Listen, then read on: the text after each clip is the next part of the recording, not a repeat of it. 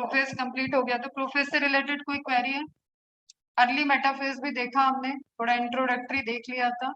Just अब metaphase को NCERT के पॉइंट से देख लो, फटाफट मार्क करो। द कंप्लीट, और एनसीईआरटी के बाहर भी देखना है अभी। ओके, एनसीईआरटी ओपन करो, मार्क कर लो। The complete disintegration of the nuclear envelope, जो स्टार्ट हो चुका था कहाँ बेटा? लेट प्रोफेज में, ठीक है। मिड प्रोफेज और लेट प्रोफेज में nuclear membrane, nuclear envelope disappear, जिसको आप बोलते हो, मतलब वो एंडोप्लाज्मिक रेटिकुलम का पार्ट बनने लगती है। मेम्ब्रेन अपने आप को बाउंड्री से शिफ्ट हो गया और उस बाउंड्री में यूटिलाइज किया हुआ ईंटें आपने जोड़ दी है endoplasmic reticulum. Membrane just shift हो गई, उसने अपना ये, अगर हम इस दीवार को गिरा दे तो यहाँ ईंटें तो रहेगा, सीमेंट रहेगा, क्लियर। तो वो ईंटें चली गई कहाँ पे? आपके एंडोप्लाज्मिक रेटिकुलम पे। ये स्टार्ट हो जाता है प्रोफेज में, मिड, और अगर प्रेफरेंस देनी है तो मिड से लेके एंड प्रोफेज या प्रो मेटाफेज, वहां पे स्टार्ट हो गया था, जो कि कंप्लीटली डिसइंटीग्रेट हो जाएगा मेटाफेज में। ओके बेटा, nuclear envelope marks the start of the second phase of mitosis. This is the second phase. अगर आप माइक्रोस्कोप में देख रहे हो और आपको न्यूक्लियर एनवेलप नहीं दिख रहा है तो यू कैन से कि ये प्रोफेज नहीं है। ओके, वो मेटाफेज हो सकता है, वो एनाफेज हो सकता है, वो टीलोफेज भी हो सकता है, बट वो प्रोफेज नहीं है। ये क्लियर रहता है कि completely disintegration of nuclear envelope दिख रहा है। Hence the chromosome are spread through the cytoplasm of the cell. Boundary हट गई, साइटोप्लाज्म में डिस्ट्रीब्यूटेड दिखेगा, पूरे सेल के अंदर क्रोमोसोम बिखरे हुए दिखेंगे और कंडेंसेशन पैरेलली चल रहा है। क्रोमोसोम इटसेल्फ कंडेंस कर रहा है, अपने आप को वो शॉर्ट एंड थिक बना रहा है, ठीक है बेटा। By this stage condensation of chromosome is completed. तो डायरेक्ट क्वेश्चन है, कंप्लीट कहाँ होता है? मेटाफेज पे, ठीक है। स्टार्ट कहाँ हुआ? अर्ली प्रोफेज से start, and they can be observed clearly under the microscope. What is the reason behind that? क्यों दिख रहा है हमें क्लियरली? प्रोफेज में हमने बोला था कि क्लियरली विजिबल नहीं है, इनविजिबल है, वो थ्रेड था। तो यहाँ पे वो कंडेंस हो चुका है, यहाँ पे वो थिक हो चुका है, शॉर्ट हो चुका है। तो वो एक हमें, जैसे जस्ट सपोज, अगर उस दिन भी मैंने बताया था, अगर आपको ये लाइन दिख रही है तो आप थोड़ी दूर तक इसको देख सकते हो, ठीक है। डिस्टेंस जैसे जैसे आपका बढ़ेगा आपको ये लाइन नहीं दिखेगी, लेकिन अगर आपने इस तरीके का रॉड रखा है तो आप उसको देख सकते हो ज्यादा दूर से। सिंपल, आपको ये पॉइंट है, आप इसको थोड़ी दूर तक दे सकते हो, लेकिन अगर ये डॉट मैंने बढ़ा दिया साइज तो फिर आपको ये दूर से भी दिख रहा है। सेम वे में थ्रेड कैसा हुआ? कंडेंस होकर रॉड शेप का हो चुका है, क्रोमोसोम बन गया, तब वो माइक्रोस्कोप में विजिबल। इस वक्त जो हाइड्रेशन है, जो विजिबिलिटी है सेल के अंदर के साइटोप्लाज्मिक कंटेंट की, उसमें वो विजिबल है। क्लियर है बेटा, इसलिए माइक्रोस्कोप में दिख जाता है। By this stage condensation of chromosome is completed and they can be observe clearly under the microscope. Metaphase में है, एनसीईआरटी का पॉइंट है, क्वेश्चन है, मार्क कर लेना। This then is the stage at which morphology of chromosome is most easily studied. Morphology of chromosome means external appearance of chromosome. Morphology, कहीं पे भी morphology word आता है, that is related to वो कैसा दिख रहा है, ठीक, उसके अंदर की प्रॉपर्टी नहीं, वो बस कैसे दिख रहा है। मॉर्फोलॉजी ऑफ लीफ पढ़ोगे तो लीफ कैसे दिख रही है, morphology of plant, morphology of suit, morphology of fruit, whatever. जब भी आप मॉर्फोलॉजी टर्म का देखोगे तो एक्सटर्नल वो दिख कैसा है। So this is the stage which morphology of chromosome is most easily studied. ये थोड़ा contradict sentence, morphology most easily या क्लियरली दिखता है एनाफेज, क्यों? क्योंकि वो स्प्लिट होके अपने शेप को अचीव कर लेगा। ये क्या है? नंबर है। इसमें हम कह सकते हैं कि नंबर ऑफ क्रोमोसोम, हमें एक लाइन में खड़े स्टूडेंट दिख रहे हैं, मैंने लाइन में खड़ा कर दिया तो मैं नंबर ऑफ स्टूडेंट्स ज्यादा क्लियरली देख सकती। ओके, एक स्टूडेंट मोटा है, पतला है, कैसा है, इसके लिए हमको उसको अलग करना पड़े। जब वो सेपरेटली कहीं जाता हुआ दिखेगा then I can say what is the morphology of that particular student. समझना हम क्या बता रहे हैं, ठीक है। सेम वे में क्रोमोसोम अभी लाइन में अरेंज है तो मॉर्फोलॉजी हम देख सकते हैं, ठीक है। क्यों? क्योंकि वो एक जगह अरेंज है, तो हम देख सकते हैं वो पर्टिकुलर बच्चा मोटा है, वो पतला है, वो लंबा है, वो छोटा है। लेकिन मोर एक्यूरेटली आपको देखना होगा तो उस बच्चे को अलग करो लाइन से, तब आप देख सकते हो। और ये अलग कहाँ होते हैं? ये एनाफेज में होता है। बट तुमको नोट कराया मैंने, anaphase is the smallest phase. Okay, तो स्मॉलेस्ट फेज है, हो सकता है वो फेज आपको विजुअलाइज नहीं हो, इसलिए बोलते हैं कि बेटा फेज में भी मॉर्फोलॉजी स्टडी थोड़ी सी मेहनत कीजिए, क्योंकि वो लाइन आप ऊपर से देख रहे हैं, आपके एक के पीछे एक क्रोमोसोम नहीं है, आप जब स्लाइड में देख रहे हो तो वो स्लाइड पे आपको ऊपर से दिख रहा है, तो सारे क्रोमोसोम आपको ऊपर व्यू से दिखेंगे। तो मैं अगर ऊंचाई से देखना चाहूँ तो मैं देख सकते हो कौन सा बच्चा मोटा है कौन सा पतला है। ओके, इसलिए मेटाफेज में नंबर और मॉर्फोलॉजी दोनों देखी जा सकती है, बट मॉर्फोलॉजी के लिए एक आपको चूज करना है तो एनाफेज हो जाएगा। This then is the stage at which morphology of chromosome is most easily studied. At this stage, metaphase chromosome is made up of two sister chromatid, एक ओरिजिनल, एक डुप्लीकेट या डॉटर वाला, दोनों वहां पे प्रेजेंट है, विच आर हेल्ड टुगेदर, अभी भी जुड़े हैं, क्योंकि लॉन्गिट्यूडनल स्प्लिटिंग जो प्रोफेज में हुई थी वो सेंट्रोमियर से अभी नहीं हुई है, नीचे से हो गई, ऊपर से हो रखी है, लेकिन सेंट्रोमियर अभी भी ज्वाइंट है, that's why held together by the centromere. Metaphase में भी वो कैसे हैं, एक साथ साथ हैं। आई बात समझ में? देन आता है, क्योंकि मेटाफेज है, स्पिंडल एपरेटस बनना स्टार्ट हो गया था, अरेंज करने के लिए स्पिंडल फाइबर ही आए हुए हैं, जो लोकेशन दिए हुए हैं उसको चार्ज्ड है, negative towards the pole, positive towards the equator. तो चार्ज माइक्रो स्पिंडल एपरेटस जो है वो आप आपस में मिलके एक पूरा का पूरा स्पिंडल एपरेटस बनाया है, लेकिन सेंट्रोमियर से ही जुड़े हुए हैं। क्रोमोसोम को उन्होंने कहा से टच किया, जैसे अगर मैं कहूँ कि 10 स्टूडेंट हैं, लाइन लाइन से नहीं सर्कल में खड़े हो जाओ, ठीक है, और एक दूसरे का हाथ पकड़, तो वो एक दूसरे से जुड़ जाओ, तो वो इजीली हाथ पकड़ के एक दूसरे से जुड़ के खड़े हो सकते हैं कि अंदर कोई एंटर ना कर पाए। तो उसी तरीके से वो पूरी बॉडी क्रोमोसोम की है, लेकिन centromere is the point where spindle apparatus और spindle fibres get attached. Okay, कल भी बताया था काइनेटोकोर, उसके पास प्रोटीन प्लेट है, तो देयर इज पॉसिबिलिटी कि ये सेंट्रोमियर इस साइड से भी अटैच्ड होगा और इस साइड से भी अटैच्ड होगा।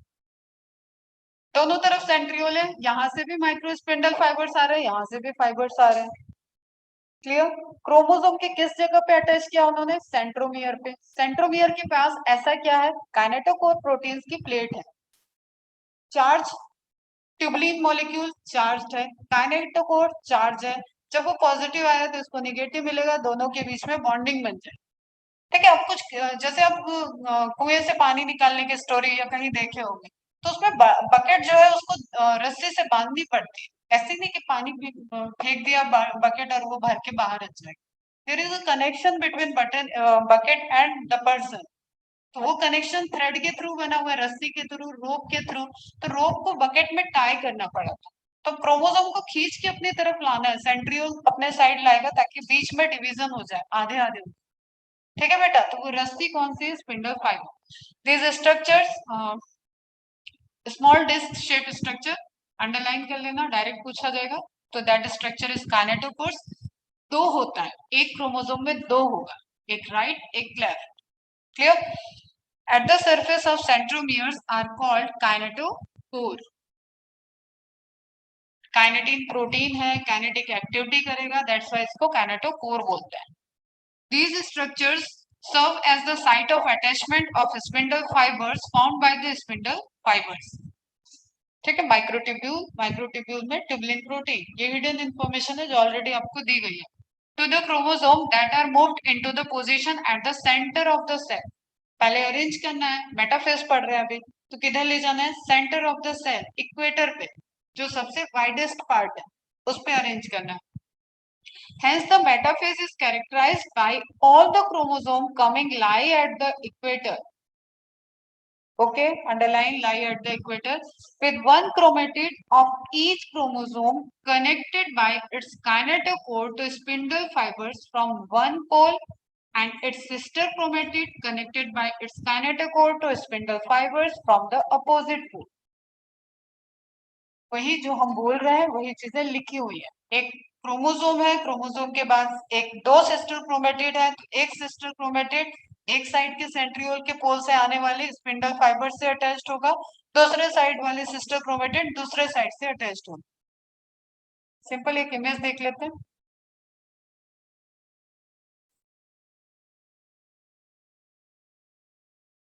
देखो यहाँ पे ये है काइनेटोकोर, ये है क्रोमोसोम।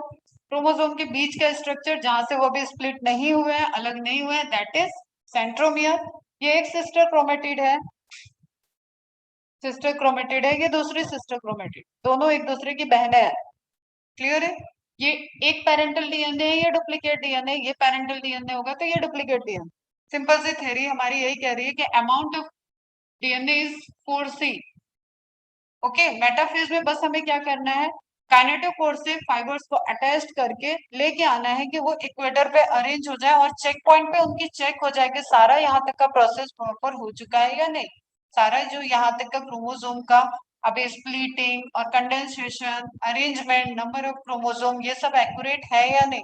तो सेल साइकिल को आगे भेजना है एनाफेज के लिए, तो इसलिए चेकिंग करने के लिए लाइनिंग करना है। तो अब देखो काइनेटोकोर की प्लेट हो गई, इस पे अटैच्ड आपको स्पिंडल फाइबर्स दिख रहा है। क्लियर एकदम, कोई कंफ्यूजन नहीं होना चाहिए। तो ये एक साइड के सेंट्रियोल से अटैच्ड हो जाएगा, ये दूसरे साइड के सेंट्रियोल से अटैच्ड हो जाएगा। देखते हैं फिर डिटेल में, अभी एनसीईआरटी कंप्लीट कर लेते हैं।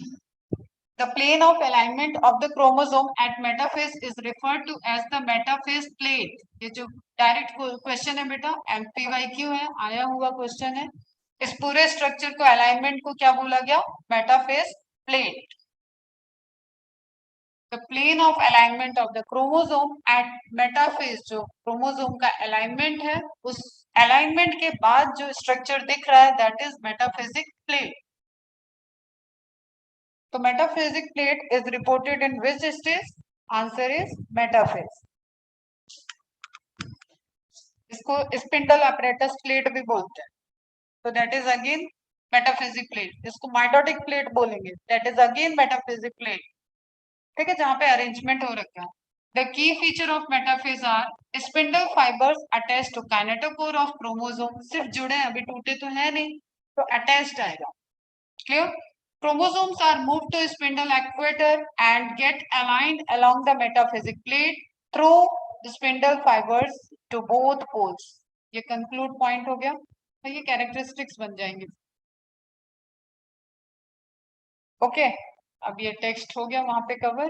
ये आप देखो, यहाँ पे आप देख रहे हो, जैसे मैंने बताया घूमते हुए क्रोमोसोम है, उनको अटैच कर लिया, यहाँ से रे निकली, इसको अटैच कर लिया, यहाँ से जो इसके रास्ते में क्रोमोसोम का काइनेटोकोर मिल जाएगा तो अटैच्ड हो जाएगा।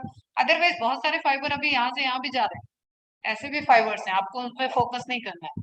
आपको सिंपली क्या दिख रहा है, आपने कई सारी रस्सियां एक साथ फेंकी है, उस रस्सी को उसका टारगेट साइड मिलेगा तो वो अटैच कर लेगा, और टारगेट साइड मिलने के बाद उस रस्सी को बड़ा करते जा रहे हो आप, ताकि वो सेंटर में चला जाए। इक्वेटर तक जाने के लिए रस्सी को बढ़ाना है, सिंपल सी बात। ठीक है, तो ये यहाँ पे अटैच्ड हुआ, तो ऑब्वियसली अब इस वाले ब्लू वाले क्रोमोसोम को बढ़ाना पड़ेगा, हमें यहाँ तक लाना है। तो ये बढ़ेगा इधर से, ये इधर श्रिंक होगा और ये सेंटर पे आ जाएगा। तो दोनों साइड से ही जब अटैचमेंट हो जाएगा तो उसके बाद उसको ट्रांजिट करना है कि वो इक्वेटर पे आ जाए। तो ये फाइनल स्टेज दिख रहा है आपको, सब लाइन पे आ गए, एक सिंगल इक्वेटर पे सब वन बाय वन अरेंज है। यही मैं कह रही थी कि ये ऊपर से दिखता है, ये स्टेज आपको माइक्रोस्कोप में ऊपर से दिखेगा, ये पोजीशन। तो you can also see the morphology of chromosome. ये एक के पीछे एक नहीं है, सामने से दिख रहा होता तो आप मॉर्फोलॉजी नहीं देख सकते। मॉर्फोलॉजी क्यों देखा जाता है मेटाफेज में, क्योंकि ये स्टेबल है, थोड़ा सा एनाफेज से लॉन्गर है, और यहाँ पे क्रोमोसोम एक इक्वेटर पे अरेंज है। क्लियर है बेटा? तो ये तो हो गया आपका metaphase according to NCERT. Centromere, chromosome, chromosome के टाइप बेस्ड ऑन सेंट्रोमियर, ये सब सेल चैप्टर में कवर है। ओके, तो लास्ट ईयर उनको यहाँ पे पढ़ाया था, इसलिए स्लाइड्स दिख रही हैं। अगर किसी को कंफ्यूजन हो तो पूछ लेना, वरना हम शॉर्ट में बताते हैं। टेलोसेंट्रिक जो ह्यूमन में पाया भी नहीं जाता है, टेलोसेंट्रिक मतलब एक टर्मिनल एंड पे सेंट्रोमियर है।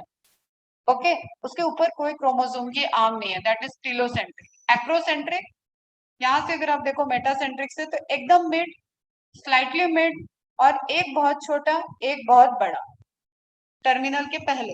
तो short arm, long arm, short arm, long arm, इन दोनों में पॉसिबल है, लेकिन दोनों आर्म के रेशियो में डिफरेंस आपको दिखे।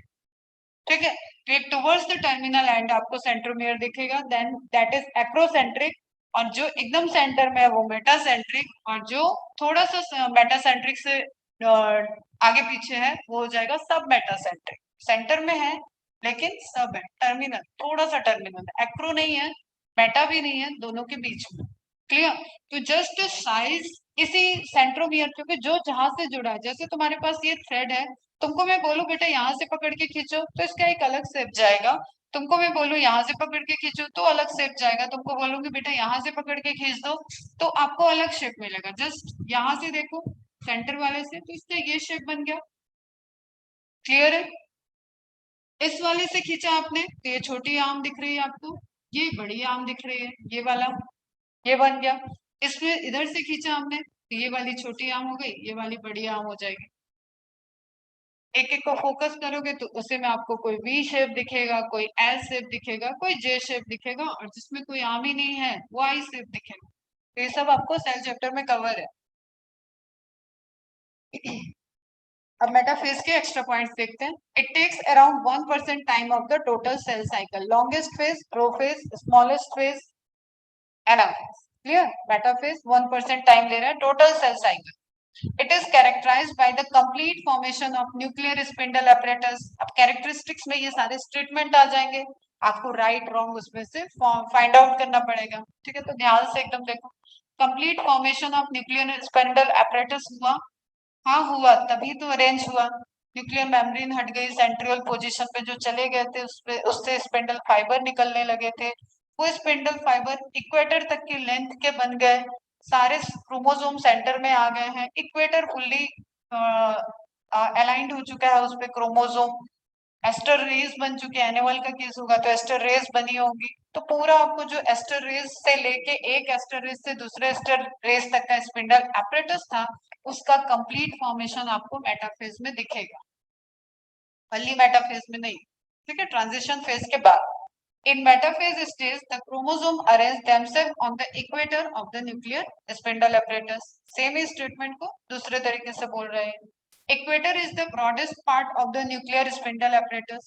बताया मैंने, अगर आपको देखना होगा कि वो किस तरीके से अरेंज हो रहा है, तो ब्रॉडेस्ट पार्ट जिसमें एरिया सबसे ज्यादा है, देखो अब सेल है बेटा, तो सेल ऐसा तो है नहीं कि वो एकदम डायमीटर बराबर करके सर्किल है। ठीक है, स्फेरिकल, ओवल, इनके चांसेस ज्यादा है एनिमल केस में। तो ऑब्वियसली यहाँ से यहाँ तो सबसे वाइडेस्ट पोर्शन आपको कुछ इस तरीके से मिलेगा जब ये सेल अपने को श्रिंक एलोंगेट कर रही है, तो ये इस तरीके से जाए।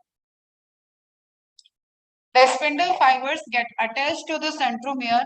और आप ऐसे भी सोचो कि 46 क्रोमोसोम है, उनको अरेंज होने के लिए यहाँ पे जगह नहीं मिलेगी, यहाँ पे जगह नहीं मिलेगी, तो हमने सबसे वाइडेस्ट पार्ट को चूज किया कि वहां पे 46 क्रोमोसोम को अरेंज कर दिया जाए, तो that is equator.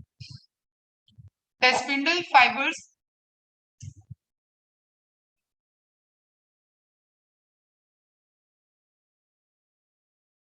This one, क्या हुआ इस स्लाइड में? बताओ, कुछ पूछना है?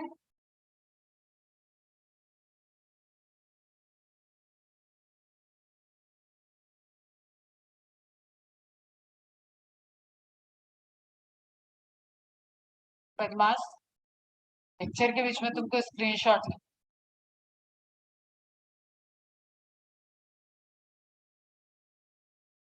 चलो ध्यान से सुनो। The spindle fibres get attach to the centromere of the chromosome. देख रहे हैं कंक्लूडिंग पॉइंट, जब सब समझ में आ गया तो आपको एकदम अच्छे से समझ में आएगा कि हाँ सेंट्रोमियर से अटैच तो हो ही चुके हैं spindle fibre. The spindle fibres from one pole of the nuclear spindle apparatus join at the one side of the centromere of the chromosome at the kinetochore plate। NCERT में भी दिया हुआ है। The centromere of chromosome is attached with the spindle fibre of the both pole. इसलिए हम कह रहे हैं कि जो पॉइंट है इसमें एक सेंट्रोमियर की साइड, मतलब एक सिस्टर क्रोमेटिड एक पोल की तरफ अटैच्ड हो जाएगी, दूसरी सिस्टर क्रोमेटिड दूसरे पोल की तरफ अटैच्ड हो जाएगी, और यही तो है, नहीं तो जुड़ा हुआ है। यहाँ से अब तोड़ दिया जाएगा एनाफेज में और ये स्प्लिटिंग ऑफ क्रोमोसोम हो जाएगा। तो दोनों हवा में नहीं जाएंगे, क्यों? क्योंकि वो सेंट्रियोल से अटैच्ड। समझ में आई बात? अब आप देखो ये इक्वेटर समझने की कोशिश करो। ये हो गया आपका इस एक्सिस पे, इस एक्सिस पे। अब इसको नहीं निकाल लेना है डायमीटर। जो डिवीजन का एक्सिस है दैट इज ये नहीं है, इस पे अरेंज नहीं करना है। इधर सेंट्रियोल बैठा हुआ है। सेंट्रियोल अपने ऊपर क्यों अरेंज कराएगा? सेंट्रियोल सामने से थ्रेड दे रहा है तो वो सामने जाके अरेंज करेंगे और उसका वाइडेस्ट पोर्शन यहाँ पे जाके वो अटैच्ड हो गया। ठीक है, सारे क्रोमोसोम इक्वेटर पे अलाइंड हो गए हैं और काइनेटोकोर की एक साइड एक सेंट्रियो से, दूसरी साइड दूसरे सेंट्रियो से अटैच्ड है। इतनी बात क्लियर है? क्लियर है? तो इसी स्ट्रक्चर को, बीच वाले स्ट्रक्चर को फोकस करो, उसको बोल रहे हैं मेटाफिजिक प्लेट।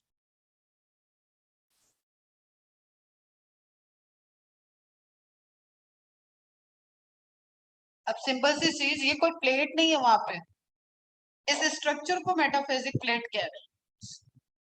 ओके, ये रियल इमेज है, इन्फ्लोरेसेंस शो करता हुआ इमेज है, कलर्ड टेक्नोलॉजी से इन्फ्लोरेसेंस की स्टडी करके यहाँ पे इन्फ्लोरेसेंस रेडियो आइसोटोप दिए गए हैं जो एमिट कर रहे हैं लाइट। ठीक, तो उसमें सेंस किया जा रहा है। तो क्रोमोसोम अलग कलर के दिख रहे हैं आपको, बाकी फाइबर अलग कलर का दिख रहा है। तो सारे क्रोमोसोम इक्वेटर पे अरेंज दिख रहे हैं। और इसको ध्यान से देखो, दिस इज एस्टर। समझ में आ रहा है?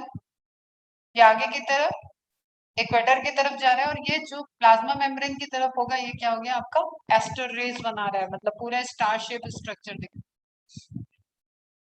Chromosomes line up at the spindle equator. Basic सी बात। अब एक इमेज जो आपको बनाना है वो ये रहेगा। दो क्रोमोसोम बना के इमेज को क्लियर रखो माइंड में।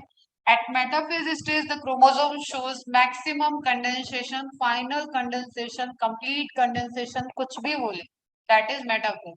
So there is no genetic activity. अब थ्रेड आपने पूरा फोल्ड करके रख दिया तो कोई भी उससे इंफॉर्मेशन ट्रांसफर नहीं हो सकती। यहाँ न mRNA बनेगा, न tRNA बनेगा, न rRNA बनेगा, सब कंडेंस है।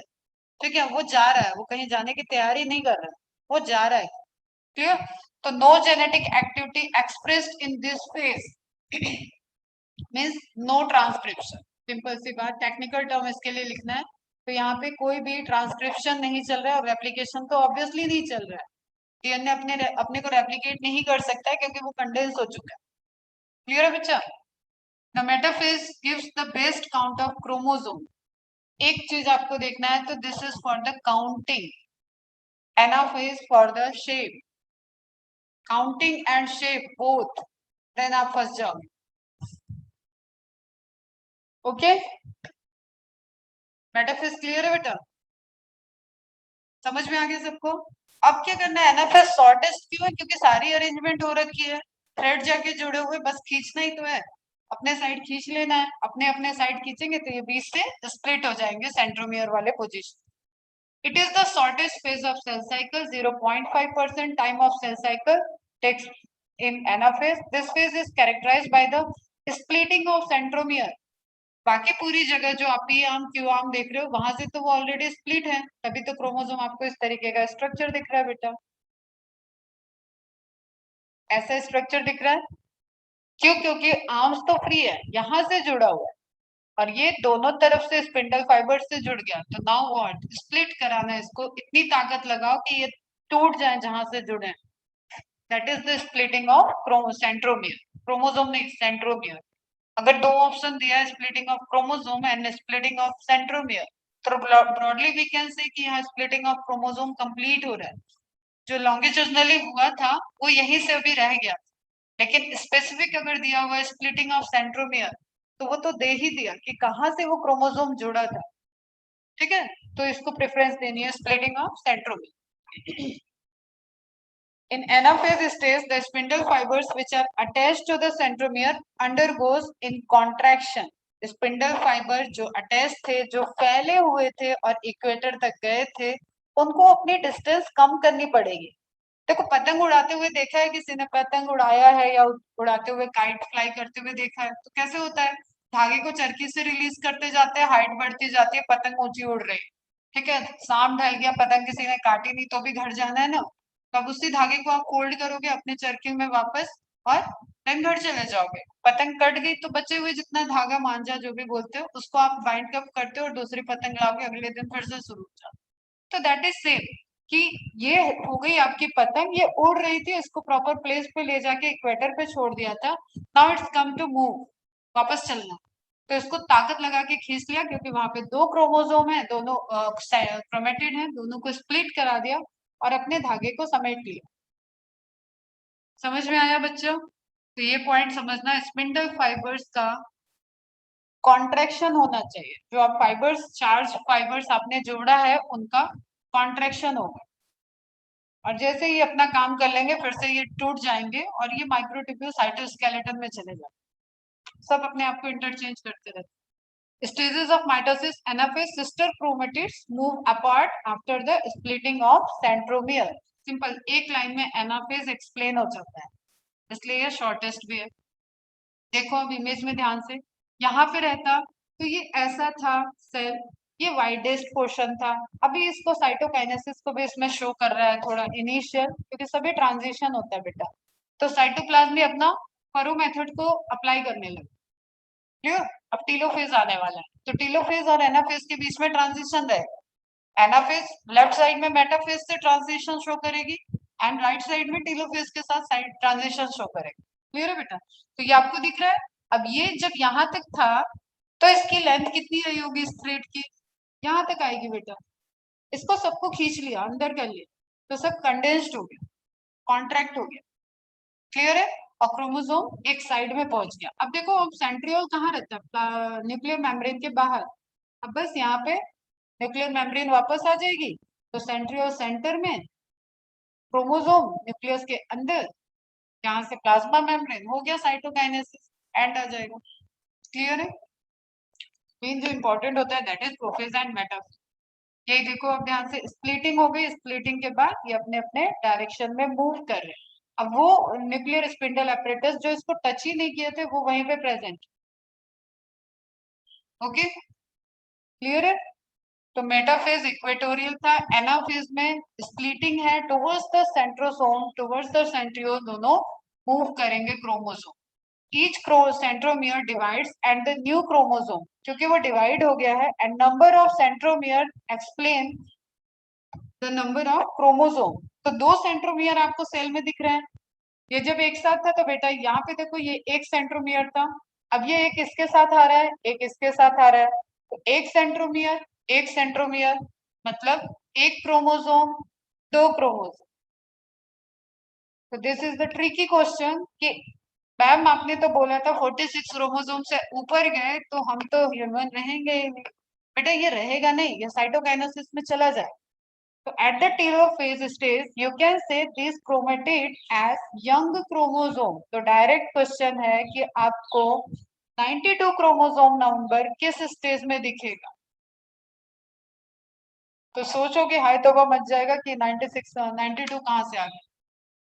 ठीक है, तो वो क्या है, जस्ट आप जो क्रोमेटेड वर्ड कर रहे थे यूज, उसको आपने टर्मिनोलॉजी दे दी chromosome, young chromosome, daughter chromosome, और अभी यहाँ पे साइटोकाइनेसिस हुई नहीं है, तो इस स्टेज में इस सेल के अंदर आपको 92 क्रोमोसोम दिखेंगे। Is it clear? समझ में आया? Number of centromere define the number of chromosome. तो यहाँ पे सेंट्रोमियर जो स्प्लिट हो चुका है वो दो होगा काउंट। एक पेज को फाड़ के अगर आपने दो टुकड़े कर दिए तो वो दो टुकड़े होंगे, दो पेपर हो गए। ओके, तो इसका इंडिविजुअल एग्जिस्टेंस ऑफ क्रोमोसोम है, वो ग्रो करके पेरेंटल को मतलब बड़ा क्रोमोसोम बनेगा, सारी जिम्मेदारी उठाने वाला, वो अलग बात। बट ये ध्यान रखना, is derived from one member of one of the sets of the pair chromatid। जो पेयर था उससे उसका एक मेंबर ही यंग क्रोमोसोम बन गया, पता है। Begin to move towards the pole, movement start हो जाएगा टुवर्ड्स द पोल। ओके, फिर से देखो, इलेक्ट्रॉन माइक्रोस्कोपिक इमेज दिख रहा है, कलर्ड स्टेनिंग टेक्निक को यूज करके देखा जा रहा है। तो ये क्रोमोसोम आपको कहाँ दिख रहा है? इधर। अब देखो बेटा, ये आपको समहाउ एल शेप का दिख रहा है, ठीक है? तो you can clearly identify the morphology of that particular chromosome in anaphase, just because of splitting now. Splitting होने के बाद वो जहां से खींच रहा है उसके अकॉर्डिंग उसका शेप चेंज हो रहा है। क्लियर है? In anaphase stage 3 type of nuclear spindle fibres are observe. ये थोड़ा सा हायर लेवल की इंफॉर्मेशन है, अब देखो इसको फोकस करोगे एक बार में समझ में आएगा। कंटिन्यूअस फाइबर, ऐसे फाइबर जो दो पोल को कनेक्ट कर रहे हैं, बीच में क्रोमोसोम नहीं है, दिखाया अभी मैंने इमेज में दिखाया था, ये वाला फाइबर, ये क्या हो गया आपका कंटिन्यूअस हो। Is it clear? Pole to pole extra information रहेगी, पहले एनसीईआरटी को ही कवर करना है और उतना समझ में आना चाहिए। तो फाइबर को डिफाइन कर रहे हैं, क्लासिफाई कर रहे हैं। Connect the two poles of the nuclear spindle apparatus, chromosomal fibre जो जाके काइनेटोकोर पे रुक गया। Connect the centromere with the pole, okay, तो वो कैसा हो गया, वो क्रोमोसोम पे रुक गया, वो दूसरे साइड में नहीं गया, कंटिन्यू नहीं है, वो क्रोमोसोम पे जाके वो रुक गया, धागा आपने फेंका तो वो कहीं पे जाके रुक गया, तो that is chromosomal fibre. Interzonal fibre is important, जो बच्चे भूल जाते हैं कि क्या है। This fibre joins the centromere of sister chromatid, these are seen only in anaphase. ये एम्स में आया हुआ क्वेश्चन है बेटा, मार्क कर लेना, पॉइंट को समझो। अब बात ये है, कहानी ये है कि स्प्लिटिंग तो हो गई, ओके, स्प्लिटिंग ऑफ सेंट्रोमियर हो गया, ये तो पुल कर रहा है, ये अपनी तरफ पुल कर, यहाँ पे एनर्जी की बात होगी, ठीक है। अब इसको इस साइड अगर ढकेलना भी स्टार्ट कर दो तो ये इजी हो जाएगा, इसका मूवमेंट इस साइड से कोई एक और जिम्मेदारी ले ले कि इस साइड से भी हम इसको पुश करते हैं, अब ये तेजी से इस साइड जाएगा, मूवमेंट बढ़ जाएगा, काइनेटिक एक्टिविटी उसकी बढ़ जाएगी। तो सिंपली जो यहाँ से यहाँ है, मतलब जो इधर पुश कर रहे हैं या इधर पुश कर, बीच में फाइबर्स ऐसे प्रेजेंट हो जाएंगे जो इनको, इसको इधर पुश कर रहे हैं, इसको इधर पुश कर रहे हैं, तो सेंट्रियोल अपने साइड में पुल प्रेशर से ले रहा है, पुल प्रेशर अपने साइड खींच रहा है, और अगर उस यंग क्रोमोसोम को कोई पुश कर रहा है तो वो फाइबर आपका आ जाता है इंटरजोनल फाइबर। समझ में आया बेटा? तो सिंपल इस तरीके का आप एक इमेज बना लेना और इसमें आप मार्क कर देना इधर से, और ऐसा डायरेक्शन दिखा देना और उसको बोल देना interzonal fibre. These are seen only in anaphase, क्योंकि बीच में स्प्लिटिंग के बाद ही पुश प्रेशर की नीड है, मेटाफेज में नीड ही नहीं थी, प्रोफेज में ये सब कोई बात ही नहीं चल रहा था, स्पिंडल एपरेटस, टीलोफेज को ये सब कोई काम ही नहीं करना है उसको, बस अब न्यूक्लियर मेम्ब्रेन फिर से बना। क्लियर है बच्चा? In anaphase the chromosomal movement towards the pole is observe, the shape of chromosome is studied in anaphase, that is very very important। अगर anaphase shape के लिए दिया है तो आपको उसको प्रायोरिटी देना पड़ेगा, और शेप और number both together in metaphase, क्योंकि तितर बितर, अभी ये देखो टूटने के बाद ये फिर से घूमने लगे, कोई यहाँ तक पहुंच जाएगा, कोई यहाँ तक पहुंच जाएगा, कोई यहाँ तक पहुंच जाएगा, तो जब तक आप ये काउंट कर रहे हो पता चल रहा है इसने अपना पोजीशन बदल दिया, तो लाइन में अरेंज नहीं है, तो नंबर आप काउंट नहीं कर सकते हो। क्लियर? नंबर और शेप दोनों को अगर देखना है तो मॉर्फोलॉजिकल जो मेटाफेज वाला पॉइंट है that is more appropriate.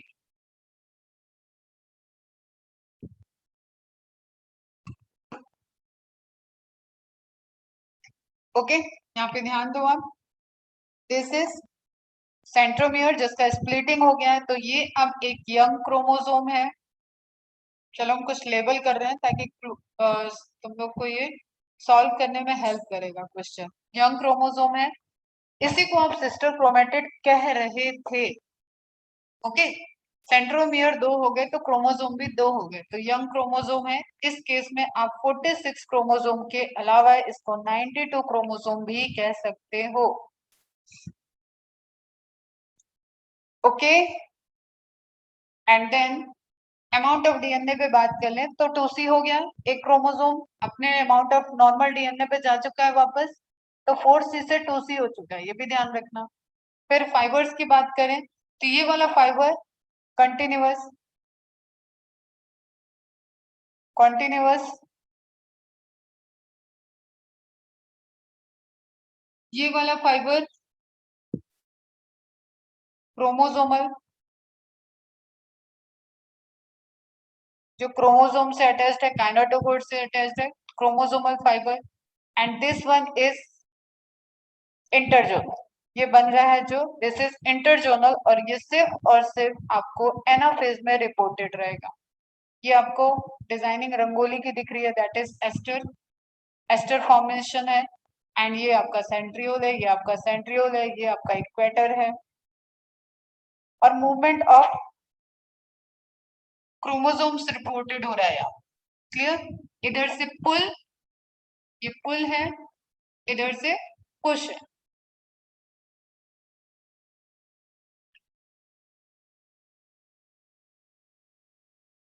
Okay, now next stage is telophase. Telo means होता ही है एंड, अंत वाला फेज। ओके, तो लास्ट देख रहे हैं अपन माइटोसिस से कैरियोकाइनेसिस फेज का last stage, that is telophase. Telo means होता है एंड, बेटा मीन्स होता है मिडिल, ठीक है।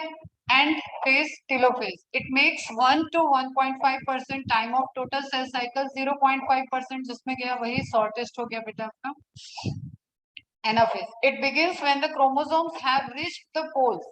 स्प्लिटिंग के बाद मूवमेंट स्टार्ट हो गया था, तो एनाफेज और टेलोफेज आपस में ट्रांजिशन शो करेंगे।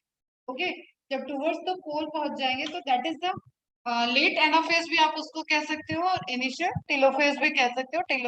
जब वो टुवर्ड्स द पोल के थोड़ा सा इधर सेंटर में भी रह जाएगा स्प्लिटिंग के बाद, तो there is transition between anaphase and telophase. It begins when the chromosomes have reached the post. This phase is characterized by, अब एक कैरेक्टरिस्टिक्स आपको देखनी है कि इस फेज की क्या खासियत है। तो reappearance of the nuclear membrane and nucleolus, जो डिसअपियर हुए थे प्रोफेज, लेट प्रोफेज में, वो अभी क्या हो जाएंगे बेटा, रीअपियर। जो क्रोमोसोम आपका डबल हुआ था, सॉरी डीएनए डबल हुआ था, वो क्रोमोसोम क्रोमेटिड को क्रोमोसोम में कन्वर्ट करके वो इक्वलाइज हो चुका है। तो अब इक्वलाइज हो चुका है तो उसको एक छोटा सा घर बनाना है हमें, तो छोटा सा उसको न्यूक्लियस देना है। न्यूक्लियस देना है मतलब न्यूक्लियर एनवेलप बनाना है। न्यूक्लियर एनवेलप बनाते वक्त जो प्लाज्मा अंदर आ गया न्यूक्लियस के, वो न्यूक्लियोप्लाज्म हो जाएगा, जो बाहर रह गया वो साइटोप्लाज्म हो जाएगा। फिर न्यूक्लियस पहले डीएनए बनेगा, डीएनए एक्टिव होगा तो वो फिर से न्यूक्लियोलस भी बना लेगा, ठीक है। फिर से R R N A, T R N A, M R N A, इनकी सिंथेसिस स्टार्ट हो जाएगी एंड फॉर्मेशन ऑफ राइबोसोम भी स्टार्ट हो जाएगी। तो this phase is characterised by the reappearance, ध्यान रखना, of the nuclear membrane and nucleolus. The nuclear membrane is organised by the ER. जो एंडोप्लाज्मिक रेटिकुलम में जब डिसअपियर हुआ था तो मेम्ब्रेन उसके अंदर चली गई थी, वही एंडोप्लाज्मिक रेटिकुलम अब मेम्ब्रेन को डोनेट करेगा, जो कि आप साइक्लिंग ऑफ मेम्ब्रेन देख रहे थे, वहां पे भी मैंने सेल में आपको पढ़ाया हुआ है। तो ईआर की मेम्ब्रेन, ईआर आपके न्यूक्लियर मेम्ब्रेन के पास ऐसे अटैच्ड है। ओके, अब ईआर ने मेम्ब्रेन डोनेट कर दी और यही आउटर मेम्ब्रेन इनर मेम्ब्रेन की पूरी सर्कल बनती जाएगी और न्यूक्लियर मेम्ब्रेन या न्यूक्लियर एनवेलप रीअपियर हो जाएगा। क्लियर है सबको? Okay, the nuclear membrane is organised by the ER. तो जिम्मेदारी किसके पास गई? ईआर के पास। The nucleolus is organised by the NOR और साइड क्रोमोसोम। जो टर्मिनल क्रोमोसोम का मतलब क्रोमोसोम का जो टर्मिनल पार्ट रहेगा उससे ही न्यूक्लियोलस का फॉर्मेशन होता है। ये मैंने तुम्हें एक सेकेंडरी कॉन्स्ट्रिक्शन पढ़ाया हुआ है वहां पे, तब बताया इस तरीके से, ठीक है। यहाँ से डीएनए निकलेगा तो ये बॉडी जो ये यहाँ पे डेंस बॉडी में फॉर्म होता जाएगा, दिस इज न्यूक्लियोलस। क्लियर है?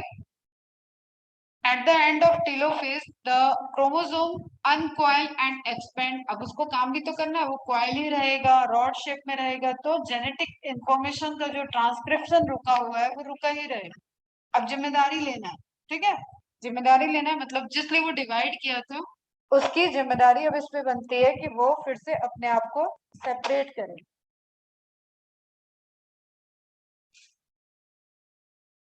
क्लियर है बेटा?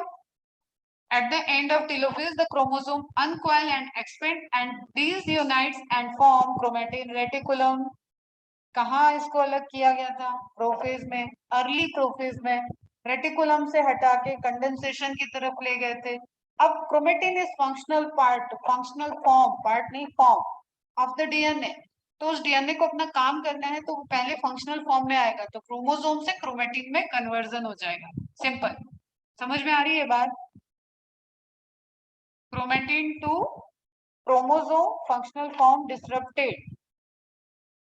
क्रोमोसोम यहाँ पे फंक्शनैलिटी कम हो जाती है, रिड्यूस हो जाती है, नील पहुंच जाएगी जब फुल्ली कंडेंस्ड हो जाएगा, ठीक है। एंड क्रोमोसोम से chromatin, that is functional, functionality आएगी यहाँ पे।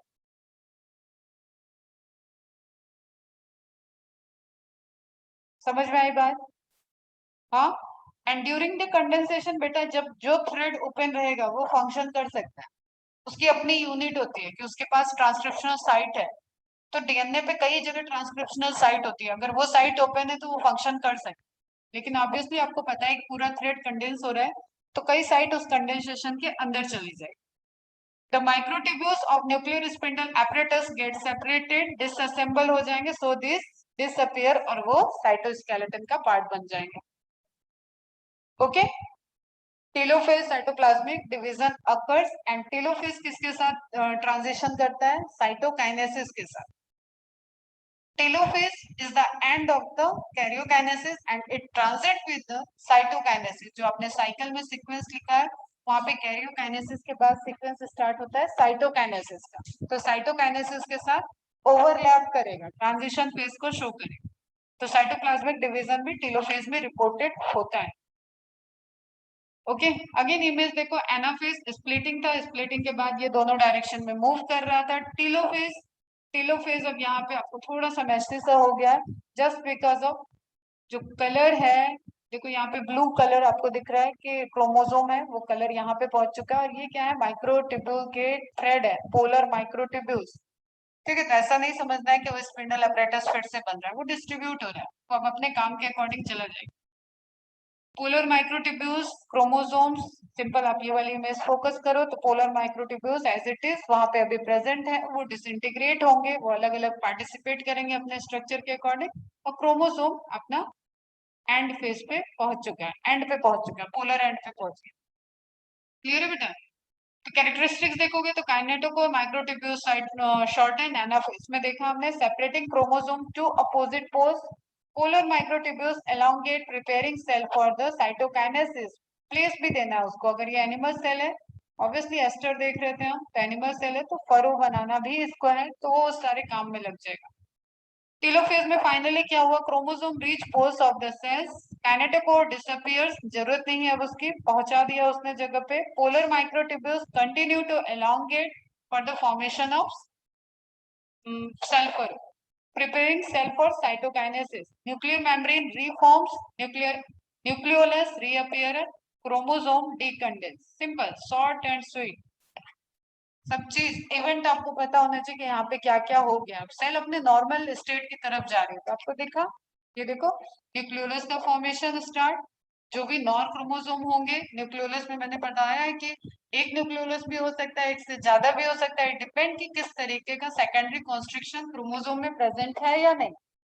पूरा क्रोमोसोम कंडेंस है तो वो अपने बाहर डीएनए को जाने ही नहीं देगा।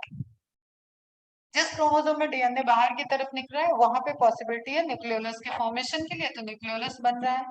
देन न्यूक्लियर एनवेलप रीअपियर हो रहा है और सेंट्रियोल्स अपनी जगह पे एज इट इज रहेगा। और ये आप पोजीशन देख रहे हो कि जस्ट न्यूक्लियर मेम्ब्रेन के नियर बाय सेंट्रियोल की पोजीशन थी नॉर्मल सेल के अंदर भी।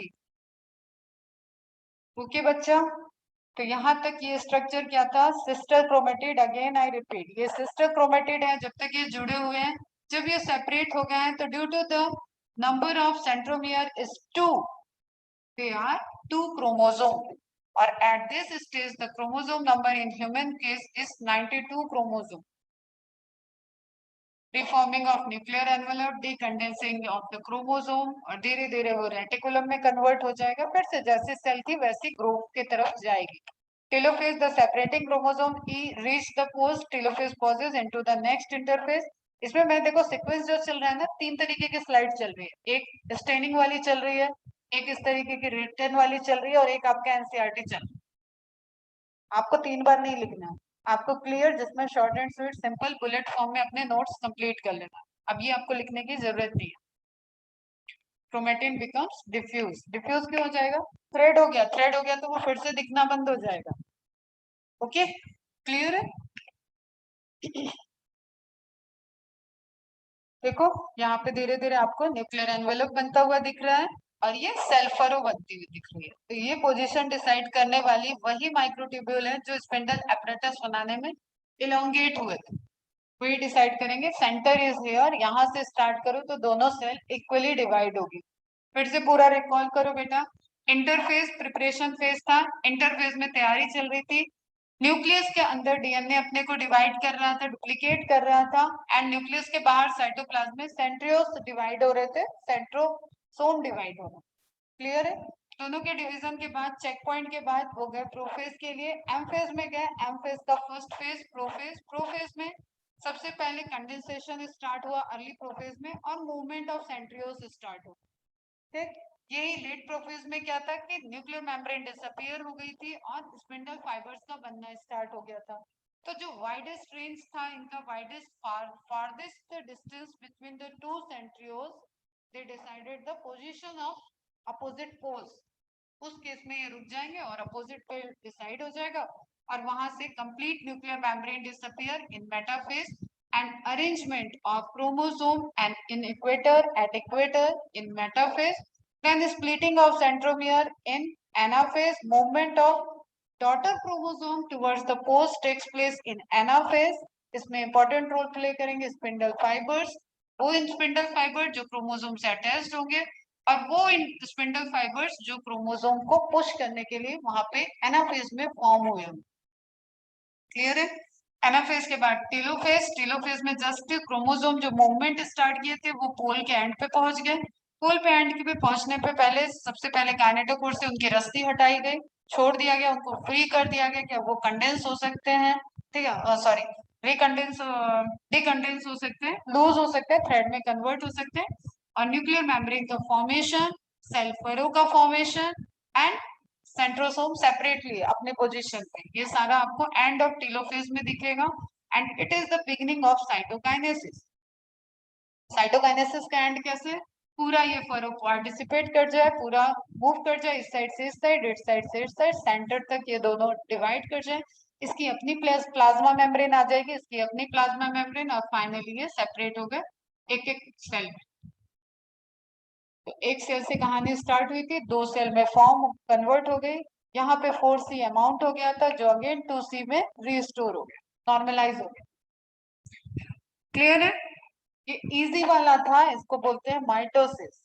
इसमें प्रोफेज में जब डेप्थ में जाते हैं, और इसमें नहीं जाते हैं, जहाँ पे डिफरेंट इवेंट और होते हैं, दैट इज द मियोसिस, जो कॉम्प्लिकेटेड होगा, बाकी सारी चीजें सेम चलेंगी। Main division of growth, significance of mitosis, direct subjective question है। Produces genetically similar cells. अगर एसेक्सुअल मोड ऑफ रिप्रोडक्शन आप कहीं पे भी पढ़े हो, प्लांट्स में पढ़े हो, लोअर एनिमल्स में पढ़े हो, फ्रेगमेंटेशन पढ़ा होगा, माइटोकॉन्ड्रिया सॉरी हाइड्रा में देखा होगा, ठीक है, प्लानेरिया में रीजनरेशन देखा होगा, तो जहां पे भी ग्रोथ है, सेल की ग्रोथ है और इक्वेशनल है, तो वो भी रिप्रोडक्शन है बेटा। लेकिन वो मोड ऑफ रिप्रोडक्शन क्या था? Asexual reproduction. और उसमें जो सेल्स बनती है, जो डॉटर्स बनती है, they are known as clones, they are genetically identical. तो यहाँ से आप वर्ड पकड़ लो, जेनेटिकली आइडेंटिकल। ओके, उस केस में आप ये नहीं बोलोगे कि वो सोमैटिक सेल्स हैं या गैमेटिक सेल्स। वो रिप्रोडक्शन में पार्टिसिपेट की तो वो है जर्म सेल्स, लेकिन हम वहां पे टर्मिनोलॉजी नहीं यूज करते। वी आर सेइंग कि वेजिटेटिव रिप्रोडक्शन, प्लांट के केस में हम टर्म यूज करते हैं वेजिटेटिव पार्ट से, मतलब अदर देन द फ्लावर, किसी पार्ट से अगर रिप्रोडक्शन हो रहा है तो दैट इज वेजिटेटिव। ठीक है, डेली रूटीन में भी तुमने रोज को कभी लगाते हुए देखा होगा, तो माली जो होता है वो रोज को कट करता है, उसके स्टेम को कट करता है, कलम एक पॉइंटेड स्ट्रक्चर बताता है वहां धीरे से, और फिर उसको सॉइल में लगा देता है, उसके कुछ दिन के बाद अपने आप रूट जनरेट हो जाती है। तो इसमें रोज के फ्लावर का कोई रोल नहीं हुआ। ठीक है, sugar cane is the best example for vegetative propagation. जो आप चीनियां खाते हो ना, दैट चीनी इज नॉट नेचुरल, नेचर उसको नहीं बनाई, उसको ह्यूमन अब ग्रो कर रहा है। That is the cultivated crop, human based crop है जो हर घर में पहुंच रही है। तो शुगर केन अगर नेचुरली छोड़ दिया जाए तो शुगर केन एक्सटिंक्ट हो जाएगा। एक टाइम था हजारों साल पहले जब शुगर केन के बीज होते थे, अब शुगर केन के शूट्स को ही बीज ऑफ शुगर के, सीड ऑफ शुगर केन बोलते हैं। And this is human cultivation. खैर, ये बस हम इसलिए बता रहे हैं क्योंकि यहाँ पे जेनेटिकली सिमिलर सेल आ गया, तो तुम बोलोगे कि जेनेटिक्स कैसे होगा। ठीक है, ये तो सोमैटिक से आपने स्टार्ट किया था, एंड कर दिया जेनेटिक्स में। तो जेनेटिक्स में जाने के लिए एसेक्सुअल और वेजिटेटिव प्रोपगेशन को भी ध्यान में रखना है, क्योंकि हमने बोला माइटोसिस कई जगह हो रही है, मियोसिस सिर्फ जर्माइनल सेल में हो रही है। Okay, main division of asexual reproduction, अगला लाइन ही आ गया। एम्ब्रियोजेनेसिस, जाइगोट से एम्ब्रियो बन रहा है। Zygote is a single cell structure and embryo is multi cell structure, तो ऑब्वियसली वहां पे भी क्या हो रहा है, माइटोसिस हो। ओके बेटा, क्लियर है? This is single cell and embryo is multi cell, division is mitosis, meiosis होने लगेगा तो प्रॉब्लम है। Main division of repair, healing, skin cut का कई बार एग्जांपल दे दिया। अगर कोई भी चोट लगा इंटरनल या एक्सटर्नल और वो हील हो रहा है नेचुरली, तो वहां पे सेल डिवीजन होगा, सेल ग्रोथ करेगा, ठीक है? तो that is healing repair mechanism. अब एनसीईआरटी है, फटाफट से रीड कर देते हैं, तो मार्क कर लो। At the onset of anaphase each chromosome arranged at the metaphase plate is split. जो मेटाफेज प्लेट पे मेटाफेज में अरेंज थी, यहाँ पे कंफ्यूजन हो जाता है, मैम एनाफेज में मेटाफेज प्लेट दिया था, वो क्या बोल रहे हैं? Arranged at the metaphasic plate हो चुका है वो मेटाफेज में, अभी वहां पे दिख रहा है, is split simultaneously and the two daughter chromatids now referred to as daughter chromosome, mark कर लो, क्वेश्चन है ये। Of the further daughter nuclei begin their migration towards the two opposite pole, वही जो सेंट्रियोल ने पोल बनाया हुआ है। As each chromosome moves away from the equatorial plate, the centromere of each chromosome remains directed towards the pole and hence at the leading edge with the arms of the chromosome trailing behind. Splitting के बाद वही movement, कहाँ से वो attached है? वो तो centromere से अटैच्ड है बेटा, तो अब आर्म्स दिखेंगे आप, ठीक है? आर्म्स पीछे की तरफ, सेंट्रोमियर आगे की तरफ। आपने यहाँ से सिंपल कोई भी एक्सपेरिमेंट करके देखो, ठीक है? जस्ट अब देखो, जैसे ये एक क्लॉथ रखा है, अगर मैं इस क्लॉथ को पूरा खींचना चाहूँ तो मैं यहाँ से भी खींच सकती हूँ ना, और यहाँ से भी खींच सकती हूँ। तो जिधर से मैं खींच रही हूँ वो मेरी तरफ आ रहा है, और जो पीछे रह गया वो पीछे रह गया। तो जब क्रोमोसोम पुल हो रहा है तो क्रोमोसोम का सेंट्रोमियर वाला पार्ट सेंटर पोल की तरफ जा रहा है, और आर्म्स पीछे ट्रेलिंग है, उसको फॉलो कर रही है। Is it clear? Thus, anaphase stage is characterized by the following key event. Mark कर लो, centromeres split, that is the main event, and chromatids separate. Chromatids move, ये event देखो, अगर assertion reason में क्वेश्चन आएगा ना, तो chromatids separate, this is the reason, assertion, ये statement है कि chromatids separate हो जाते हैं या formation of daughter chromosome। इसका रीजन क्या है? Reason is splitting of centromere. Splitting होगा तभी वो अलग होंगे, तो ऐसे भी समझा करो तो क्वेश्चन को। Chromatids move to opposite poles, NCERT based paper जरूर आता है, लेकिन सेंटेंस को समझना पड़ता है बेटा, ठीक है? क्रोमेटिड को मूव कहाँ होना है? अपोजिट पोल साइड में, जहां से वो अटैच था। Then telophase, at the beginning of the final stage of karyokinesis, that is telophase, at the beginning of the final stage, okay, final stage लिखा हुआ है, karyokinesis, that is telophase, the chromosomes that have reached their respective poles decondense and lose their individuality, okay, thread में chromatin का formation होगा। The individual chromosomes can no longer, individuality कैसे चलेगी? क्योंकि वो रेटिकुलम का पार्ट बन जाएगा, तब आपको फिर से नहीं दिखेगा कि कौन सा धागा किधर जा रहा है। धागे को देखने के लिए, उसके इंडिविजुअल डीएनए के लिए आपको उसको खींचना पड़ेगा और उसको थोड़ा सा कॉइलिंग करना पड़ेगा, तब वो दिखता है। Longer be seen and each set of chromatin materials tends to collect at each of the two poles. Clear है? This is the stage which shows the following key event. First, chromosome cluster at opposite spindle poles and their identity is lost as discrete element. बेटा अब ये देखो, ये sentence समझ में आएगा तभी ये याद रहेगा, ये स्टेटमेंट में आ जाएगा, ओके? तो आपको समझना है उसकी इंडिविजुअलिटी क्यों खत्म हुई, क्योंकि जब आपने उसको कॉइल करके रख दिया था तो वो आपको दिख रहा था कि क्रोमोसोम नंबर 1 है, क्रोमोसोम नंबर 2 है, एक्स क्रोमोसोम है, वाई क्रोमोसोम है, आप उसको शेप और उसके स्ट्रक्चर से पहचान रहे थे कि ये कौन सा क्रोमोसोम है। तो उसकी इंडिविजुअलिटी, एक क्रोमोसोम की पहचान दिखती है हमें सेल डिवीजन के टाइम में, उसकी फंक्शनैलिटी और उसकी पहचान, फंक्शनैलिटी आ जाती है वापस और पहचान चली जाती है। तो क्रोमोसोम जब जब फंक्शनल रहेगा तब तक उसको पहचाना नहीं जा सकता है। क्रोमोसोम जब जब नॉन फंक्शनल रहता है तो उसको पहचाना जा सकता है। समझो इस सेंटेंस को। ओके, डिस्क्रीट एलिमेंट, एक अलग पहचान जो उसकी थी वो यहाँ पे चली गई। Nuclear envelope develops around the chromosomes cluster at each pole forming two daughter nuclei. क्या ये मैंने लिया नहीं था, तुम समझ जाओ। न्यूक्लियस जैसे डॉटर क्रोमोसोम बना है वैसे जो पहला इनिशियल न्यूक्लियस बना वो डॉटर न्यूक्लियाई हो गया। तो एक सेल के अंदर आपको दो न्यूक्लियस किस केस में दिखते हैं? टेलोफेज में।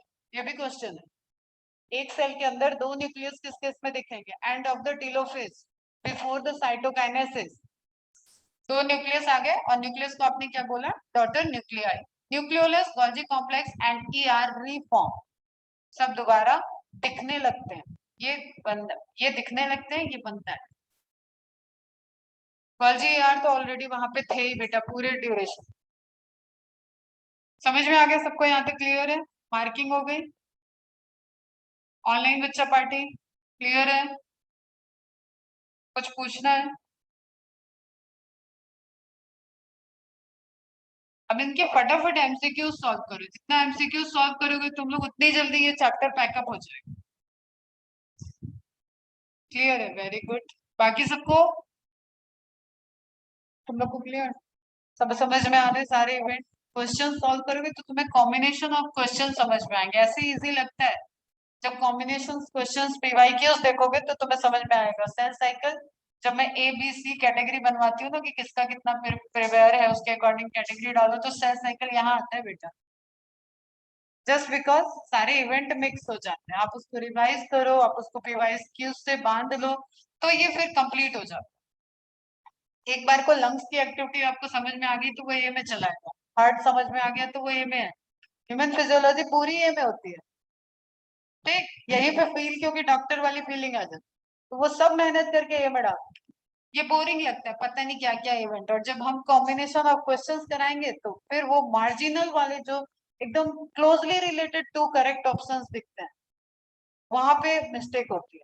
दैट्स वाई ये सी में रख देते हैं बहुत सारे बच्चे। तो आप ये इवेंट अभी तो समझ में आ गया है, बट ये मेरा वार्निंग है कि इसको आप अच्छे से इवेंट को मेमोराइज करो और इसको सेव करो अपने माइंड में। चलो फटाफट साइटोकाइनेसिस देख लेते फिर खत्म हो जाएगा। Mitosis accomplishes not only the segregation of duplicated chromosomes into daughter nuclei, that is karyokinesis, but the cell itself is divided into two daughter cells. हमने देखा था, एक फ्लो चार्ट बनाया था, mitosis, karyokinesis and cytokinesis. Okay, by the separation of cytoplasm called cytokinesis, at the end of which cell division gets completed. Cell cycle का final stage. In an animal cell, this is achieved by the appearance of a furrow. वो जो flow chart दिया था उसमें लिखा हुआ था cell furrow method, कोई मार्क करो। इन द प्लाज्मा मेम्ब्रेन, झुका कौन है अंदर की तरफ, ग्रुप कौन बना है? Plasma membrane. Clear?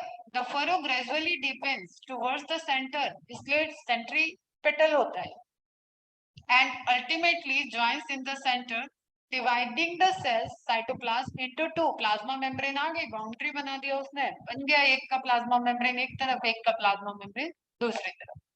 Plant cells, however, are enclosed by a relatively inextensible cells wall. Therefore, they undergo cytokinesis by a different mechanism. वही फ्रैगमोप्लास्ट और मिडिल लैमेला का formation. In plant cells wall formation starts in the centre. सब पढ़ा हुआ है cell chapter में बेटा, बस मार्क करो. Centre of the cell and grows outward to meet the existing lateral wall. जब तक उसको laterally cell wall plasma membrane जो प्रेजेंट है वो सब मिल नहीं जाएगा, वहां तक वो ग्रो करता रहेगा. तो सेंटर से स्टार्ट होकर पेरीफेरी तक फ्रैगमोप्लास्ट के पैकेट को वो अरेंज कर देगा और फिर वो पैकेट आपस में ज्वाइन कर जाएंगे. The formation of the new cell wall begins with the formation of a simple precursor called the cell plate. Okay, जो फ्रैगमोप्लास्ट का अरेंजमेंट हुआ, that structure is cell plate. तो यहाँ ये आपका फर्स्ट फ्रैगमोप्लास्ट है, ये 2, ये 3, ये 2, ये 3. इधर प्लाज्मा मेम्ब्रेन के बाहर सेल वॉल. ओके, तो प्लांट के केस में यही, अब फिर से ये मिल गया, ये बन जाता है मिडिल लैमेला. अब इधर प्लाज्मा मेम्ब्रेन, इधर सेल वॉल इसके बाद. आ गया, सीमेंटिंग लेयर पहले बनती है, that represent the middle lamella between the walls of the two adjacent cells. That's why it is cement, cementing layer. सब पढ़ा हुआ बेटा है ना? पूछ नहीं रहे हैं कि टाइम जाएगा, बस रिकॉल कर लो तुम लोग, नहीं समझ में आए तो हमें रोक लेना. Between the walls of two adjacent cells, at the time of cytoplasmic division, organelles like mitochondria and plastids get distributed between the two dotted cells. ये उसी तरीके से है वो खजाना जो मैंने बोला था कि श्रेयस और मानस दोनों साथ साथ निकल रहे हैं, तो कुछ चीजें जो इक्वली दोनों को चाहिए, काम दोनों को करना है, इक्वली चाहिए, वही हो गए माइटोकॉन्ड्रिया और प्लास्टिड. और आपको पता है माइटोकॉन्ड्रिया और प्लास्टिड इटसेल्फ ऑटोनोमस है, वो बाइनरी फिजन से जनरेट होंगे. क्लियर? तो यहाँ पे आप नए माइटोकॉन्ड्रिया खुद से सेल नहीं बनाएगी, वो माइटोकॉन्ड्रिया खुद डिवाइड करेगा. तो इनिशियली उनको इक्वल अमाउंट में जो माइटोकॉन्ड्रिया प्रेजेंट थे, सपोज 4 है तो 2 इसको दे दिए, 2 इसको दे दिए, खुशी खुशी जाओ. अब अपने माइटोकॉन्ड्रिया तुम बनाते रहना, तुम कैसी सेल बनने वाली हो, तुम क्या काम करने वाली हो उसके अंदर, उसके अकॉर्डिंग आप माइटोकॉन्ड्रिया के नंबर वेरी कर. तो इसको डिवीजन करना, इसको डिस्ट्रीब्यूट करना पड़ेगा. क्लियर बेटा? और न्यूक्लियर मेम्ब्रेन आ ही गई है तो ईआर का अमाउंट चेंज हो सकता है, ईआर बन रहा है तो गोल्जी का फॉर्मेशन चेंज हो सकता है, नंबर ऑफ लाइसोसोम चेंज हो सकता है. ये सब अंदर बनने वाली चीजें हैं. और माइटोकॉन्ड्रिया और प्लास्टिड डिवाइड होने वाली चीज. तो माइटोकॉन्ड्रिया और प्लास्टिड इक्वल अमाउंट में डिस्ट्रीब्यूट हो जाएंगे, अब वो अपने ग्रोथ के अकॉर्डिंग डिवाइड करेंगे. In some organisms, karyokinesis is not followed by the cytokinesis, as a result of which multinucleate condition प्लाइडी बढ़ जाएगी, arises leading to the formation of syncytium. ये भी बताया हुआ है बेटा, syncytium condition, सिनोसिटिक कंडीशन, दो कंडीशन बताई थी मल्टीन्यूक्लिएटेड की. ओके, तो सेल साइटोकाइनेसिस नहीं कर रहा है लेकिन रिपीटेड कैरियोकाइनेसिस कर रहा है. सेल है, सेल एक बार डिवाइड किया था, 2 न्यूक्लियस बन गया था एक कैरियोकाइनेसिस में. अब ये दोनों फिर से डिवाइड किए, 4 हो गए, फिर से डिवाइड कर रहे हैं, चारों डिवाइड कर रहे हैं, 8 हो गए. इस तरीके से क्या हो रहा है, साइटोकाइनेसिस नहीं हो रहा है. तो आपको कंडीशन कैसे दिखी, मल्टी न्यूक्लिएट हो गया ये, जस्ट कैरियोकाइनेसिस चल रहा है, हर बार कैरियोकाइनेसिस हो रहा है. ओके, तो मल्टी न्यूक्लिएट, और इसी को बोलते हैं सिंसीशियम, टेक्निकल टर्म है सिंसीशियम. एक सेल के अंदर कंटिन्यूअस आपका कैरियोकाइनेसिस चल रहा है और not followed by the cytokinesis. और ये पढ़ना है आपको डिटेल में फिर आगे. एग्जांपल में दिया हुआ लिक्विड एंडोस्पर्म इन कोकोनट, जो आप नारियल पानी पीते हो ना बेटा, उसका पानी ही क्या है, liquid endosperm, that is endosperm. तो यहाँ पे आप लिख लो, आपको ज्यादा क्लियर रहेगा, कोकोनट वाटर. और कोकोनट वाटर खा के जो फिर आप उसको कट करा के गिरी भी निकाल के खाते हो, ठीक है, क्या गिरी भी दे दो तब पैसा वसूल होगा, ठीक है. तो उस केस में वो जो गिरी खाते हो आप, that is the solid endosperm. बीज नहीं होता है वो, पूरा का पूरा जो कोकोनट है, तुम लोग बेटर जानते होंगे, कोकोनट तो हम लोग के आसपास है, तो पूरा का पूरा कोकोनट एक बीज की तरह वर्क करता है, ठीक है. लेकिन आप जो खाते हो दैट इज एंडोस्पर्म. प्लांट में पढ़ना है ये कि एडिबल पार्ट क्या होता है, फूड क्या होता है. Significance of mitosis are the equational, ये हो गए पॉइंट्स, वही सब आप यहाँ एनसीईआरटी में नोट डाउन कर लो, मतलब मार्किंग कर लो. Usually restricted to the deployed cells only.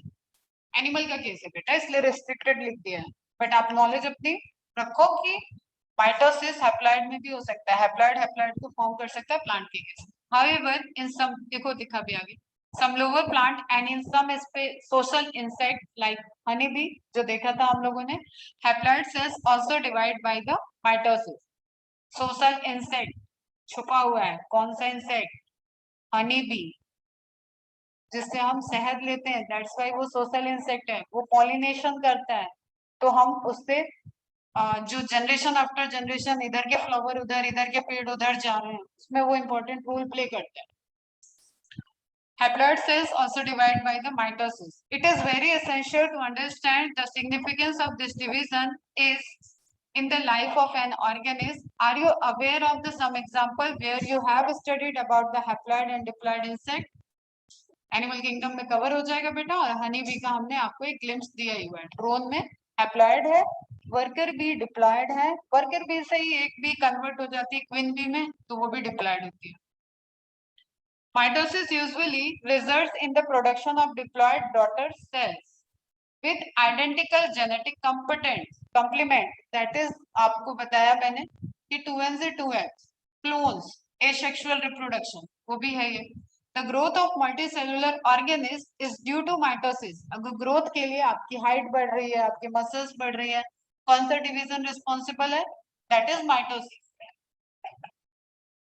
Cell growth results in disturbing the ratio between the nucleus and the cytoplasm. Cell grow करेगा, फिर से आपका cytoplasmic index change होगा. Okay, it therefore becomes essential for the cell to divide to restore the nucleocytoplasmic ratio. और वो जैसे growth कर जाएगी, load बढ़ेगा, फिर से अगला cycle start. DNA को भेजो replication में, G1 में पहले growth कराओ, जो प्रोटीन चाहिए वो सारी आप प्रोवाइड करा दो उसको, फिर उसको डीएनए को रेप्लिकेट कराओ, देन G2 में एम फेज की प्रिपरेशन कराओ, फिर से वो अगले साइकिल के माइटोटिक फेज में चली जाएगी. A very significant contribution of mitosis is cell repair. ध्यान रखो भाई, स्किन वाला इंटरनली भी बॉडी बेटा डेली डैमेज होती है, आपको समझ में नहीं आता. इंटरनल जो आपका ब्लड फ्लो हो रहा है ना, आपने सुना होगा ब्लड प्रेशर, तो there is a kind of blood pressure, वो एक प्रेशर से फ्लो हो रहा है. वो जो फ्लो होता है तो फाइन कैपिलरीज को वो रप्चर भी करता है. ओके, तो हमारा नेचुरल फिनोमेना हीलिंग का इंटरनल भी चल रहा है, क्लॉटिंग मैकेनिज्म या वहां पे कैस्केडिंग सिस्टम से वो पूरा रिपेयर होता रहता है. तो इंटरनल भी ये क्या है, सेल रिपेयर है एक तरीके से. The cells of the upper layer of the epidermis, cells of lining of the gut, आप एलिमेंट्री कैनाल समझ लो, गट मतलब एलिमेंट्री कैनाल, डाइजेस्टिव सिस्टम, इसमें भी रप्चर होता रहता है बेटा. जैसे जैसे आप फूड खा रहे हो, वो कभी कभी देखोगे ऐसे जनरल एक ऑब्जर्वेशन, कोई बहुत हार्ड चीज और एकदम से डाल दिया तो ऊपर का आपका जो ये पैलेट होता है, हार्ड पैलेट ऊपर वाला, तालू बोलते हो या क्या बोलते हैं हिंदी में, देखो तो उस पर कट लग जाता है. ठीक है, कोई बिस्किट आपने एकदम ऑल ऑफ सडन बहुत हार्ड है वो डाल लिया, तो आपको ऊपर की तरफ वो रप्चर कर देगा. क्यों? क्योंकि वो आपकी कैविटी के साइज में फिट नहीं हुआ था और आपने एक साथ में डाल लिया, अब वो हील होता है. उसी तरीके से आप समझो कि जो आपने बोलस जब आगे बढ़ता जाता है तो फूड का टर्म चेंज होता रहता है, तो वो पूरा एसोफेगस से नीचे जा रहा है, फिर एंजाइमेटिक एक्शन हो रहा है. तो इस केस में म्यूकस की जो लेयर है वो प्रोटेक्टिव कर रही है, लेकिन देयर इज सर्टेन कंडीशन जहाँ पे अल्सर का फॉर्मेशन हो जाता है. खुद के एंजाइम खुद के बॉडी पे अटैक कर देते हैं. ठीक है, खुद का एसिड खुद के बॉडी पे अटैक कर रहा है, स्टमक इन्फेक्टेड हो रहा है, तो उन सभी केसेस में सेल रिपेयर चल रहा है. Okay, upper layer of epidermis, इसको कुछ नहीं, अभी बस स्किन से समझो. Cells of the lining of the gut, alimentary canal की लाइनिंग, एंड ब्लड सेल्स, जो आपका ब्लड फ्लो होता है, कट लगते ही खून आता है, फिर खून बंद हो जाता है, तो वहां पे एक पूरा अपना क्लॉटिंग मैकेनिज्म वर्क कर रहा है, आर बी कॉन्स्टेंटली रिप्लेस्ड. और एक है जैसे आपको पता हो आरबीसी की लाइफ साइकिल है 120 डेज, तो आज जो आरबीसी बनी है वो 120 साल में उस सॉरी 120 दिन में उसकी लाइफ स्पैन ही खत्म हो जाएगा. तो अगर नई आरबीसी नहीं बनेगी तो वो कैसे चलेगा काम, तो रिप्लेसेबल नहीं. जो भी टिश्यू डैमेज हो रहे हैं, जिनका लाइफ स्पैन कंप्लीट होता जा रहा है, वो रिप्लेसेबल है, उनको रिप्लेस करने के लिए अगेन माइटोसिस ही चाहिए, नई सेल बनाना. Mitotic division in the meristematic tissue, plant में आ गया बेटा, ये सब हम लोगों ने डिटेल में बात कर रखी है ऑलरेडी. ठीक है, तो कोई भी कंफ्यूजन नहीं होना चाहिए. The apical and the lateral cambium, cambium समझना होगा, एनाटॉमी, जो फाउंडेशन बैच किए हैं उनको पढ़ाया है. ठीक है, तो एनाटॉमी का पोर्शन है, प्लांट एनाटॉमी में आपको बताएंगे कैम्बियम क्या है. Results in a continuous growth of plants through out their life, जो आप प्लांट की ग्रोथ को आप कह रहे हो कि इनडेफिनिट है, कैसे कह रहे हैं, जब तक वो ग्रो कर रहा है, जैसे आपने कट किया और वो प्लांट फिर से ग्रो कर गया, तो वहां पे क्या है, कुछ तो इंडेफिनिट सा है, that is responsible for continuous growth in plant. Is it clear? तो वहां पे भी माइटोसिस हो रहा है, समझ में आया? तो सिग्निफिकेंस ऑफ माइटोसिस अंडरलाइन कर लेना. आप 11th का जो पेपर दोगे सब्जेक्टिव, उसके लिए भी ये इंपॉर्टेंट है, सारी लाइन और स्टेटमेंट तो कई सारी इसमें आप मार्क कर रहे हो, तो सब एमसीक्यूज बनेंगे. ओके, अब नेक्स्ट लेक्चर में देखेंगे मेयोसिस. कॉमन सी बात वही चलेगी, इंटरफेस वैसा ही होगा, रेप्लिकेशन होगा, इंटरफेस में कोई चेंज नहीं है, पहले इंटरफेस. क्लियर? जो डबल अमाउंट ऑफ डीएनए है उसको क्या करना है, क्रोमोसोम को भी हाफ करना है। मियोसिस के केस में हमें 2n को n भी करना है। क्लियर है? This is meiosis. Equational division नहीं होगा, रिडक्शनल होगा। स्टेप वैसे ही चलेंगे, बस 2 बार स्टेप चलेंगे। तो एक साइकिल यहाँ तक, दूसरी साइकिल यहाँ पर। तो मियोसिस 1 मियोसिस 2 हो जाता है। मियोसिस 2 आप ये मान लो कि माइटोसिस है, तो मियोसिस 2 आपका कंप्लीट है। जस्ट आपको मियोसिस 1 के प्रोफेज के गेम देखना है। प्रोफेज में अलग अलग वहां पे क्या कॉम्बिनेशन चल रहा है वो आप एक बार पढ़ोगे अच्छे से, आपको सब समझ में आ जाएगा। और उसके बाद ये चैप्टर में कुछ रखा नहीं है, फिर खत्म। चलो बाय बाय, थैंक यू। तुम लोग को कोई डाउट है बेटा? आर्या, जहाना, मैत्री, सफा, साइमा, साइना, श्रुति, तान्या, वेदांत, एनी डाउट? वेरी समझ में आया? क्लियर है? चलो गुड, रिवाइज करना, एमसीक्यू सॉल्व करो। कल के पेपर के लिए ऑल द बेस्ट।